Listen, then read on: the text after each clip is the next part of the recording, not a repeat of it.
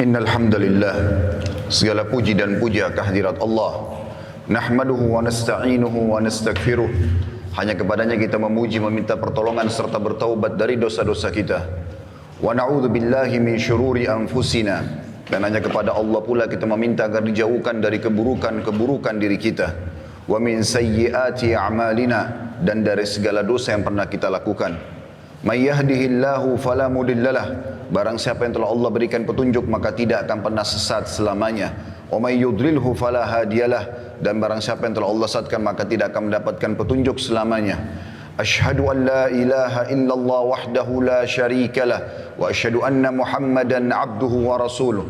Saya bersaksi tiada Tuhan yang berhak disembah kecuali Allah, dan Muhammad benar-benar hamba juga utusannya. Allah mengingatkan dalam kitabnya, qala Allah Ta'ala, ya ayyuhalladzina amanu taqullaha haqqa tuqatih wa la tamutunna illa wa antum muslimun. Hai sekalian orang-orang yang beriman, bertakwalah, hanya patuhlah kepada satu-satunya pencipta segala sesuatunya, baik di langit, di bumi, di kedalaman lautan, terjangkau atau tidak terjangkau oleh mata kita. Sebenar-benar patuh dan tunduk, dan janganlah kalian meninggal dunia kecuali dalam keadaan Islam. Di ayat yang lain qala Allah Ta'ala, ya ayuhan nasu taqu rabbakum alladhi khalaqakum min nafsin wahida wa khalaqa minha zawjaha wa batha minhuma rijalan katsiran wa nisaa wattaqullaha alladhi tasaaluna bihi wal arham innallaha kana 'alaikum raqiba. Hai sekalian manusia, sekali lagi bertakwalah, hanya patuh dan tunduklah kepada Allah yang telah menciptakan kalian dari jiwa yang satu, yaitu Adam alaihissalam, dan menciptakan dari yang jiwa yang satu istrinya Hawa alaihissalam, dan telah banyak memberikan keturunan laki-laki juga perempuan dari keduanya. Sekali lagi bertakwalah kepada Allah dan jagalah hubungan silaturahim, sesungguhnya Allah senantiasa mengawasi kalian. Di ayat yang ketiga qala Allah Ta'ala, ya ayyuhalladzina amanu taqullaha wa qulu qawlan sadida yuslih lakum a'malakum wa yaghfir lakum dhunubakum wa may yuti'illaha wa rasulahu faqad faza fawzan 'azima. Hai sekalian orang-orang yang beriman, sekali lagi bertakwalah kepada Allah dan ucapkan kalimat yang benar, jujurlah, niscaya Dia akan memperbaiki amal-amal perbuatan kalian, mengampuni dosa-dosa kalian. Barang siapa yang mentaati Allah dan Rasulnya, maka dia telah mendapatkan kemenangan yang besar. Amma ba'd, fa inna asdaqal hadithi kitabullah. Kita tahu bersama-sama rujukan terbaik umat Islam dalam segala lini kehidupan mereka, terutama ibadah, yaitu kitabullah, Al-Quran. Wa khair hadyi Muhammadin sallallahu alaihi wa ala alihi wa sahbihi wasallam. Dan sebaik-baik petunjuk selain Al-Quran adalah petunjuk Nabi besar Muhammad sallallahu alaihi wa ala alihi wa sahbihi wasallam. Wa syarrul umuri muhdatsatuha, dan seburuk-buruk perbuatan terutama dalam ibadah yang tidak punya rujukan dari wahyu Al-Quran dan Sunnah. Fa inna kulla muhdatsin bid'ah, karena perbuatan yang tidak punya rujukan dikenal dengan perbuatan baru dalam agama. Min adillah wa inna bid'atin dhalalah, dan perbuatan baru akan membawa pelakunya pada kekeliruan, dan akan membawa pelakunya ke dalam api neraka. Saudaraku seiman rahimani wa rahimakumullah, apa yang saya bacakan tadi dikenal dengan khutbah hajah. Baginda Nabi alaihi salatu wassalam tidak pernah melewatkan momentum-momentum penting kecuali pasti memulainya dengan 3 ayat berhubungan dengan masalah pentingnya takwa atau tunduk kepada Allah subhanahu wa ta'ala. Kemudian juga pentingnya berpegang pada Al-Quran dan Sunnah dalam setiap kerjaan atau ibadah yang dikerjakan. Pada kesempatan ini kita akan membahas tentang mahalnya waktu bagi seorang muslim. Terlalu banyak ayat-ayat Al-Quran yang Allah subhanahu wa ta'ala bersumpah agar setiap muslim peduli terhadap waktunya. Bahkan per detik dari waktunya di muka bumi ini adalah sesuatu yang sangat mahal. Allah bersumpah wal lail, demi waktu malam, wad duha, demi waktu duha. Allah bersumpah wal fajr, demi waktu subuh. Dan juga yang paling umum yang sering kita dengar adalah wal asr, dan demi waktu. Dan yang kita akan fokus di surah Al-Asr ini, Allah subhanahu wa ta'ala berfirman, a'udzubillahi minasyaitonir rajim, bismillahirrahmanirrahim, wal asr. Waw adalah waw qasam, Allah bersumpah. Dan Allah tidak bersumpah dalam Al-Quran kecuali sesuatu yang sangat penting yang harus diperhatikan oleh orang-orang yang telah beriman. Asr adalah waktu.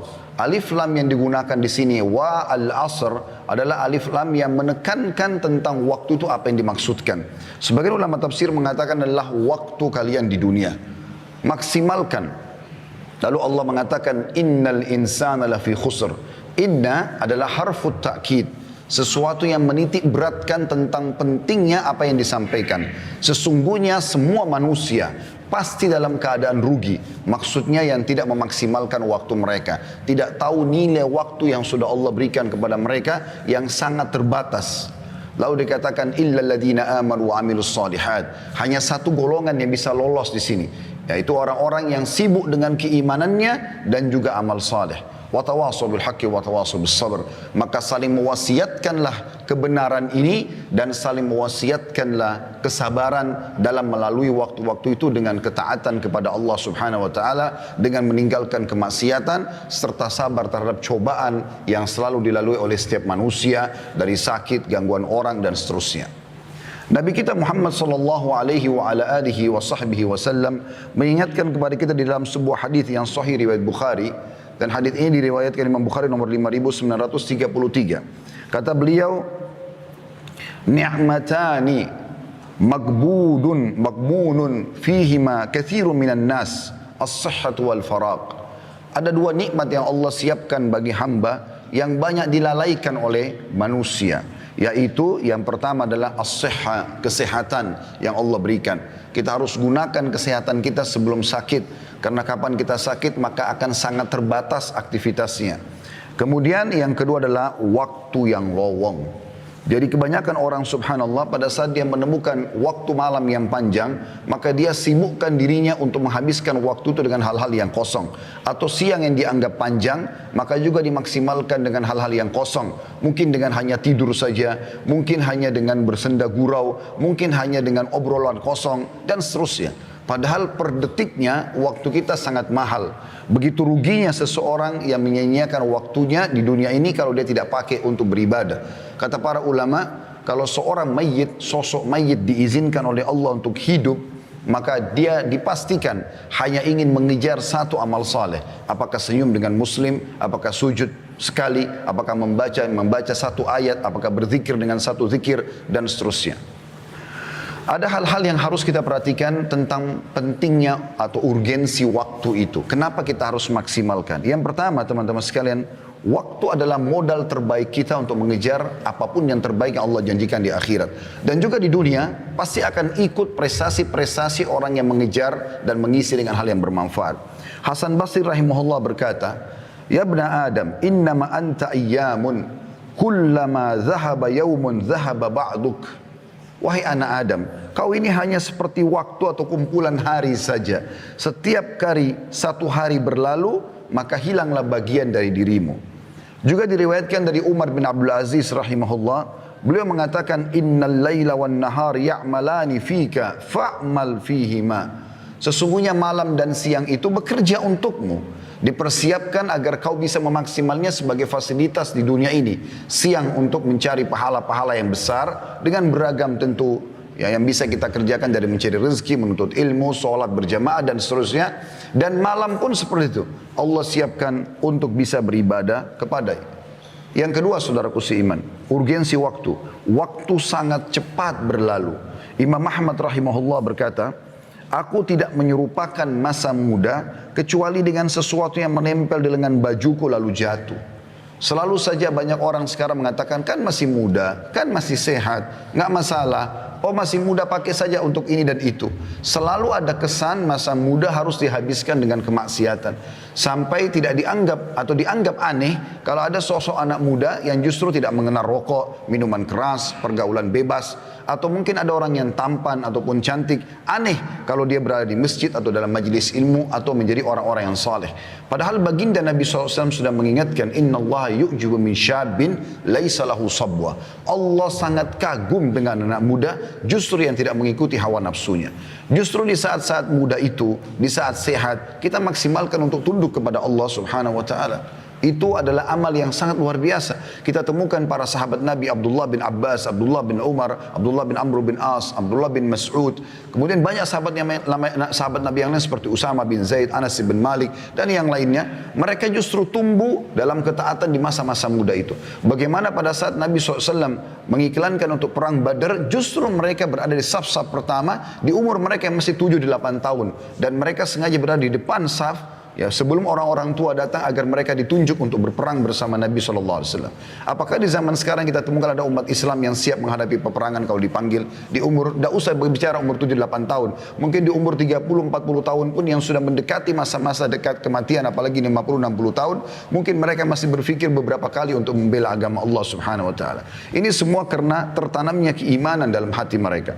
Seorang salaf yang lain bernama Amir bin Abdul Qais rahimahullah berkata, berbicaralah padaku, ada seseorang berkata padanya, berbicaralah padaku supaya aku bisa ambil manfaat darimu. Maka dia ucapkan kalimat yang mungkin harus direnungi baik-baik baru bisa difahami. Dia mengatakan, tahanlah jahannya matahari.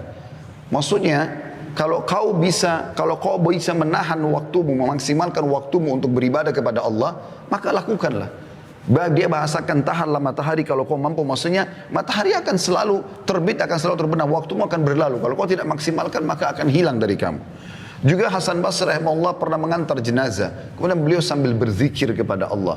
Ditanya oleh seorang anak muda di sebelahnya, kenapa anda sedang berzikir wahai imam? Maka Hasan Basri cuma menasihati mengatakan, berzikirlah karena sungguhnya yang sedang kita antar sekarang sudah tidak bisa berzikir. Maka jangan tiba waktu teman-teman sekalian di mana kita menyesali semua itu. Abul Walid Al-Baji juga berkata rahimahullah, jika aku telah mengetahui dengan sangat yakin bahwa seluruh hidupku di dunia ini seperti 1 jam di akhirat, maka mengapa aku tidak bakhil dengan waktu untuk melakukan perkara yang sia-sia dan hanya kujadikan hidupku di dalam kebaikan dan ketaatan. Seorang ibu di zaman Nabi Nuh AS menangisi anaknya meninggal dunia di umur 60 tahun. Perlu kita garis bawahi, kaum Nabi Nuh AS umurnya ratusan tahun bahkan sampai 1000 tahun. Karena beliau sendiri berdakwah di kaumnya 950 tahun. Ini satu generasi. Maka ada satu ibu, anaknya meninggal di zaman Nabi Nuh AS, umurnya 60 tahun, ibu itu menangisi anaknya. Nabi Nuh AS lewat sambil berkata, kenapa kau menangis hai ibu? Kata ibu itu, anak saya meninggal masih kecil, kasihan, belum bisa merasakan dunia. 60 tahun pada saat itu umurnya. Maka Nabi Nuh AS mengatakan, hai ibu jangan kau tangisi anakmu, karena akan ada nanti kaum manusia seperti kita di akhir zaman, umur mereka yang seperti umur anakmu ini adalah umur yang tertua. Di zaman kita sekarang, kalau sudah 60 tahun kita anggap sudah ubanan, sudah tua, sudah lemah. Di zaman Nabi Nuh AS seperti anak 6 tahun. Apa kata ibu tersebut? Dan ini pesannya. Kata ibu tersebut, demi Allah wahai Nabi Allah, ya, kalau seandainya saya hidup di zaman itu dan Allah cuma memberikan saya 60 tahun, maka saya akan gunakan semuanya untuk sujud kepada Allah. Saya akan sujud 60 tahun, tidak angkat-angkat kepala saya karena saya tahu umur saya cuma itu. Yang ketiga teman-teman sekalian, waktu yang berlalu tidak akan pernah kembali. Perhatikan perkataan Abu Bakar sahabat Nabi yang mulia radhiyallahu anhu, inna lillahi haqqan bin nahari la yakbaluhu bil lail wa innahu walillahi haqqun bil lail la yakbaluhu bin nahar. Ketahuilah, kata Abu Bakar, sesungguhnya Allah memiliki hak pada waktu siang hari. Seperti sholat subuh di pagi hari, sholat duhur, sholat Jumat kayak kita sekarang, zikir pagi, sholat duha. Itu tidak Allah terima di waktu malam hari. Kalau kita mau sholat duha di malam hari tidak akan diterima sama Allah. Kalau kita mau sholat duhur di waktu malam hari tidak akan diterima. Ada waktunya ditentukan. Dan Allah memiliki hak pada malam hari dan yang dia tidak akan menerimanya di siang hari. Seperti sholat tahajud, sholat maghrib, sholat isya. Nggak diterima kalau kita kerjakan di waktu duhur misalnya. Maka maksud beliau adalah gunakan, maksimalkan baik-baik dalam ketaatan. Hasan Basri juga berkata dalam masalah ini, beliau menggambarkan tentang para sahabat Nabi, bagaimana mereka sangat luar biasa menjaga waktu-waktu mereka. Adraktu aqwaman kana ahaduhum ashahhu ala umrihi minhu ala darahimihi wa dananirihi. Aku mendapati kaum, maksudnya para sahabat Nabi, mereka lebih pelit dengan waktu mereka daripada dirham dan dinarnya. Umar bin Khattab radhiyallahu anhu diberikan atau dicatatkan atau disenungkan sebuah kisah, saking tidak maunya kehilangan waktunya, kalau beliau tidur di malam hari, maka beliau meletakkan seember air di sebelah ranjangnya dan beliau letakkan tangannya yang sebelah kanan di atas ember air itu, sehingga pada saat beliau tersentuh air tersebut, beliau bangun sholat malam, tidak tidur lagi sampai pagi. Beliau tidak memikirkan lagi berapa menit, berapa jam tidurnya, seperti sebagian orang di antara kita. Oh saya masih baru 1 jam, oh saya masih baru 2 jam, seakan-akan dia rugi kalau dia harus mendirikan sholat malam. Imam Nawawi rahimahullah meninggal belum 40 tahun umurnya, tapi tidak ada yang tidak mengenal karya tulisnya. Ada banyak buku-buku yang beliau tulis yang luar biasa berkahnya, yang sudah masyhur daripada hadis Arba'in Nawawi, Riyadus Salihin, yang hampir semua umat Islam konsumsi di seluruh dunia sekarang, diterjemahkan dalam sekian bahasa. Apa yang Anda tahu apa yang dia lakukan? Dia selalu kalau mau tidur malam hari, tidurnya sambil berdiri. Beliau sambil berdiri sambil pegang buku dan menyandarkan punggungnya di dinding, dan satu kakinya disandarkan di dinding, satunya menopang tubuhnya. Kalau dia terbangun, matanya terbuka, langsung baca buku. Begitu mereka mengisi waktu-waktu mereka dengan hal-hal yang bermanfaat. Yang keempat teman-teman, manusia tidak mengetahui kapan berakhirnya waktu yang diberikan kepadanya. Kita tidak pernah teman-teman mengetahui kapan kita meninggal dunia. Keliru sekali persepsi sebagian orang menganggap dia akan meninggal kalau dia sudah masuk di ICU. Dia akan meninggal kalau sudah ubanan. Dia akan meninggal kalau sudah umur 60 tahun. Bukankah banyak fakta kita lihat di sekitar kita yang meninggal masih bayi, masih anak-anak, masih remaja, belum menikah, ataupun baru menikah, atau baru akan menikah di malam pernikahannya. Banyak sekali kasusnya. Dan Anda pun sama saya seperti itu. Kita ini teman-teman, kata para ulama, sedang berjalan ke liang lahat masing-masing. Tinggal menunggu siapa yang masuk duluan ke liang lahat tersebut. Sangat konyol kalau selalu orang berkata, oh saya masih muda. Ini keliru. Seakan-akan mati tidak akan menjemputnya. Dan kalau ajal datang, tidak akan lagi ada cara untuk bisa menahannya. Apa yang terjadi di kalangan manusia, tabrakan, penyakit kronis, pesawatnya jatuh, misal apa saja kejadian, tenggelamnya kapal yang dia naik, kapal laut misalnya, ini hanya bahan cerita manusia. Oh dia meninggal karena sakit, oh dia meninggal karena tabrakan. Intinya ajalnya telah datang. Seorang salafus saleh bernama Abdullah, dia lagi ada di kemahnya di masa klasik dulu. Kemudian lagi makan siang, datang seseorang dengan kecepatan tinggi, menunggangi kudanya sampai debu berterbangan. Kemudian turun dari kudanya lalu membuka pintu kemah. Ya. Si Abdullah lalu berkata, wahai Abdullah, ada informasi penting. Lalu Abdullah sambil makan dengan tenang, beliau kemudian mengangkat kepalanya sambil mengatakan, bicaralah. Dia mengatakan, anakmu baru saja dibunuh orang. Yang unik di sini, Abdullah tidak terlihat panik sedikit pun. Beliau dengan sangat tenang memberhentikan kunyahan mulutnya sambil mengatakan, inna lillahi wa inna ilaihi raji'un. Kami milik Allah, kami akan kembali kepada Allah. Lalu kemudian dia lanjutkan kunyahan makanannya.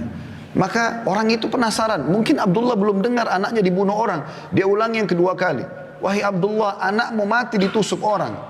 Abdullah tetap dengan kondisi yang sama, tenang sekali jiwanya. Kemudian dia memberhentikan ucapan atau makanannya. Kemudian dia mengatakan, inna lillahi wa inna ilaihi raji'un. Lalu dia lanjutkan lagi makanannya. Orang ini karena penasaran, dia ulang yang ketiga kali sambil berkata, wahai Abdullah, demi Allah saya melihat seseorang memegang pisau, menusuk dada anakmu, keluar darah, meninggal dunia. Artinya tidak ada lagi yang lebih jelas dari bahasa ini. Maka Abdullah tetap sama kondisinya. Memberhentikan kunyahan mulutnya. Kemudian dia mengatakan, inna lillahi wa inna ilaihi raji'un. Lalu dia kembali makan lagi. Maka orang ini kena penasaran, lalu dia mengatakan, wahai Abdullah, jelaskan kepada saya, apa sebenarnya yang sedang ada di benak anda? Kok bisa anak anda dibunuh orang, anda tenang? Maka Abdullah dalam kondisi anaknya dibunuh orang masih bisa tenang, dan dia mengatakan, duduklah, saya akan jelaskan kepada kamu. Lalu dia mengatakan, ketahuilah, sesungguhnya anakku meninggal dunia bukan karena tusukan mereka, tetapi karena ajalnya sudah datang. Kalau ajalnya belum datang, walaupun 1000 orang yang menusuknya, dia tidak akan mati. Kalau ajalnya sudah datang, walaupun tidak ditusuk oleh orang, di detik itu, di waktu itu, di tempat itu, dia akan meninggal dunia. Mati bisa datang setiap saat. Bagaimana seseorang di antara kita bisa merasa tenang dan aman, seakan-akan tidak terjadi apa-apa pada dia? Bukankah setiap saat kita bisa jatuh, keseleo? Anda boleh buka di YouTube sesekali mati yang tiba-tiba, tonton. Supaya kita sadar, tidak selamanya harus kita merasa aman. Ya, karena walaupun mati adalah sebuah kebahagiaan bagi orang beriman. Para sahabat Nabi Ridwanullahi alaihim, kalau ada seseorang antara mereka yang mau meninggal dunia, teman-temannya pada datang mengatakan, berita gembira untuk kamu. Kok bisa orang mati dikatakan berita gembira? Maka dijelaskan, karena sebentar lagi kau akan bertemu dengan Allah, sebentar lagi kau akan bertemu dengan Rasulullah SAW, sebentar lagi kau akan terima balasan amal solehmu, sebentar lagi kau akan melihat surgamu. Mereka faham itu, tapi memang semasa hidup mereka maksimalkan untuk beribadah kepada Allah SWT, sehingga kematian jadi berita gembira buat mereka. Tapi kalau kita semua masih kurang dengan amal saleh, masih belum taubat, maka ini semua bisa berbahaya bagi dia. Karena kata Nabi SAW, kalau anak Adam meninggal dunia, terputus sumber pahalanya, kecuali dari 3, yang sudah masyhur, sedekah jariah, ilmu yang bermanfaat atau anak soleh yang mendoakan. Artinya akan ada orang-orang yang bisa bertambah amalnya tapi itu dibantu oleh orang lain atau dia sudah menjadikan aset selama dia hidup. Ada kisah unik di Saudi beberapa waktu yang lalu, seorang kaya raya, luar biasa peninggalan hartanya, ya. Seingat saya bisa bernilai sampai puluhan miliar uang itu atau ratusan miliar uang yang ditinggalkan sama dia. Tapi dia karena selalu sibuk dengan bisnis sampai tidak sempat menikah dan dia jauh dari kerabatnya. Ya, dia selalu memblokir dirinya tidak bertemu dengan kerabatnya. Intinya pada saat dia meninggal dunia, pemerintah Saudi, tepatnya pengadilan itu menahan hartanya semua dan mencari tahu mana ahli warisnya. Ditemukan hanya ada 3 ahli waris pada saat itu dan ini sepupu yang jauh. Karena sudah tidak ada kerabatnya, orang tuanya sudah meninggal, pamannya sudah meninggal semua. Tinggal ada 3 orang sepupunya dipanggil dan mereka orang-orang susah. Pada saat datang ke pengadilan, ketiganya berkata kepada hakim pada saat itu, ada apa kami diundang? Ada pelanggaran kami lakukan? Kata hakim tidak. Apakah kalian mengenal si fulan? Keluarganya meninggal tadi yang orang kaya. Mereka bilang iya, kami tahu dia, tapi mereka belum tahu kalau meninggal. Iya kami tahu, cuman dia selalu menjaga jarak, tidak silaturahim dengan kami, tidak membantu kami tidak tahu beritanya. Kata hakim, dia baru saja meninggal dunia. Dan dia meninggalkan harta yang sangat banyak. Saya tidak temukan, atau kami tidak temukan ahli waris kecuali kalian bertiga. Maka pada saat itu pun ditandatangani, mereka mendapatkan warisan yang tadinya miskin, langsung dapat puluhan miliar satu orang, tiba-tiba menjadi kaya raya gitu. Maka setelah itu, mereka sudah mau keluar dari pengadilan, kata hakimnya, saya ingin memberikan ide sebentar. Ini pelajaran yang kita ambil.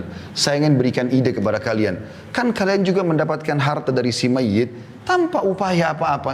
Tiba-tiba kalian mendapatkan uang jutaan real, sekian puluh miliar, tanpa ada upaya apa-apa. Bagaimana kalau setiap orang di antara kalian mengeluarkan uang, kalau nilai rupiahnya masing-masing 1 miliar saja keluarkan. Jadi kalau dia dapat 30-40 miliar, 1 miliar tidak ada, kecil sekali. Keluarkan 1 miliar setiap orang. Jadi 3 orang 3 miliar, kita bangunkan masjid buat si mayit.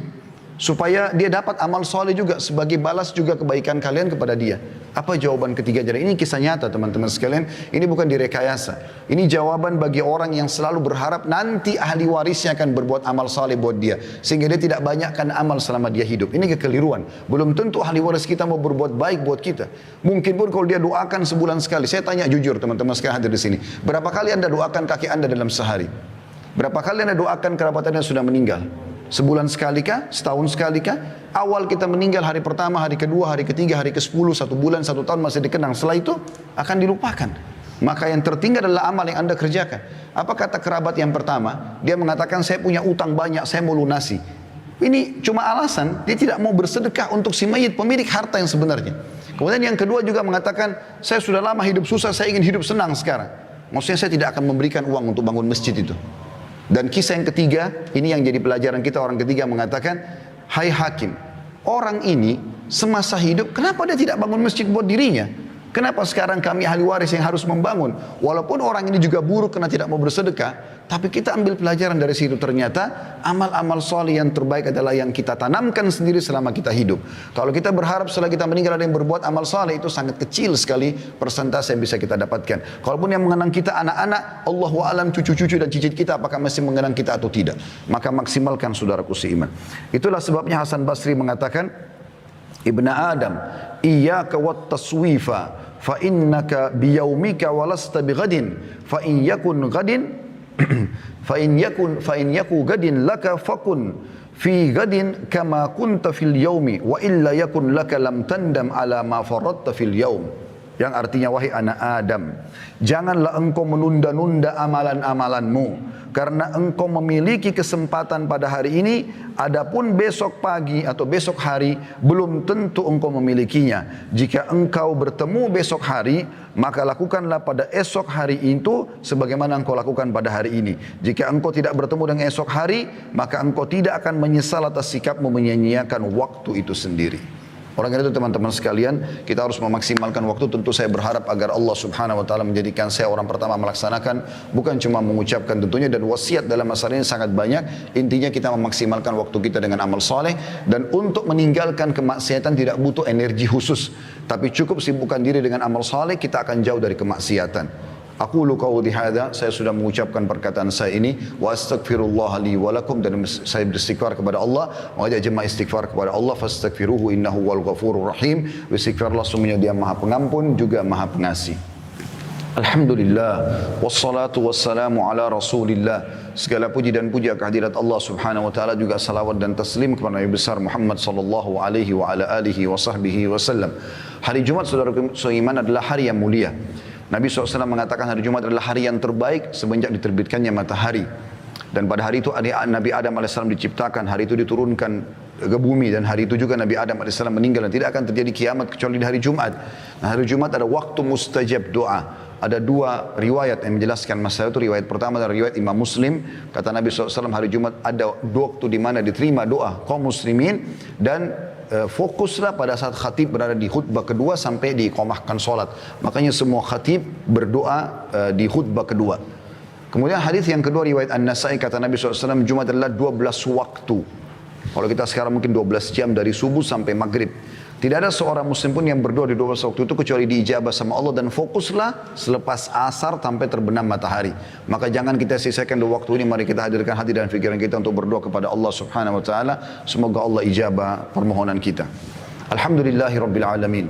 Kami memuji-Mu ya Allah sebagaimana layak Kau dipuji sebagai pencipta, dan kami mengucapkan salam hormat kami kepada Nabi Muhammad sallallahu alaihi wa ala alihi wa sahbihi wasallam, sebagaimana Engkau telah mengucapkan salam hormat kepadanya bersama para malaikat-Mu, dan juga sampai Kau terima salawat itu dari kami. Ya Allah, kami tidak berkumpul di salah satu dari rumah-rumah-Mu ini kecuali karena ingin menjalankan perintah yang telah Engkau wajibkan kepada kami, yaitu salat Jumat. Maka kami memohon kepada-Mu ya Allah, terimalah amal ini dengan pahala yang sempurna, serta terimalah seluruh amal-amal soleh yang pernah kami kerjakan selama atau sebelum kami, yang sudah kami kerjakan sebelumnya dan sedang kami kerjakan, dan juga yang akan kami kerjakan sampai menjelang ajal datang dengan pahala yang sempurna. Dan ya Allah, kami mohon kepadamu, maafkanlah seluruh kesalahan-kesalahan kami, kesalahan orang tua kami, seluruh kerabat kami, seluruh orang yang mengenal kami, dan juga seluruh muslimin dan muslimat, mukminin dan mukminat yang hidup dan juga yang sudah meninggal. Ya Allah, jadikanlah negara kami Indonesia negara yang aman, tentram, damai, seluruh umat Islam di bawah naungan ukhuwah Islamiyah. Angkatlah perselisihan di antara mereka, dan dalam hal ibadah kembalikanlah mereka kepada Al-Quran dan Sunnah. Dan ya Allah, tolonglah saudara-saudara kami di Palestina, di Syria, di Yaman, di Irak, di Myanmar, di Ahsa, di Libanon yang sedang tersiksa dan tertindas. Ya Allah, ikhlaskan niat mereka, terima para syuhada mereka, mulakan Islam di tangan mereka dan tangan kami semua, serta ikut sertakan kami bersama mereka di pahala, baik dengan doa, dengan harta, juga dengan jiwa kami. Dan ya Allah, satukanlah kami di surga Firdaus-Mu tanpa hisab, mana Kau satukan kami dalam majlis Jumat yang mulia ini. Rabbana atina fid dunya hasanah. Ya Allah, berikanlah kami semua kebaikan di dunia, wa fil akhirati hasanah, dan semua kebaikan juga di akhirat. Wa qina adzabannar, dan selamatkan kami dari api neraka. Wa adkhilnal jannata ma'al abrar, dan masukkanlah kami ke dalam surga bersama dengan orang-orang yang patuh. Ya Azizu ya Ghaffar, wahai Zat yang Maha Mulia dan juga Maha Pengampun. Ya Rabbal alamin, wahai Tuhan alam semesta. Wa sallallahu ala nabiyina Muhammadin walhamdulillahi rabbil alamin. Inna Allah ya'muru bil adli wal ihsan. Allah menyuruh kita agar berbuat keadilan dan kebaikan. Wa yanha 'anil fahsya'i wal munkari wal baghi. Allah larang perbuatan keji, maksiat dan pelanggaran-pelanggaran. Ya'idzukum la'allakum tadhakkarun. Itu peringatan dari Allah, jadikan sebagai prinsip hidup kalian. Fadhkurullahal 'azima yadhkurkum. Ingatlah selalu Allah, patuh kepadanya, tinggalkan larangannya, maka Dia akan ingat kalian. Washkuruhu 'ala niham yazidkum. Syukuri nikmatnya, Dia pasti akan tambah. Wala dzikrullahi akbar. Mengingat Allah adalah amal yang paling besar. Wa aqimis shalah, dan diri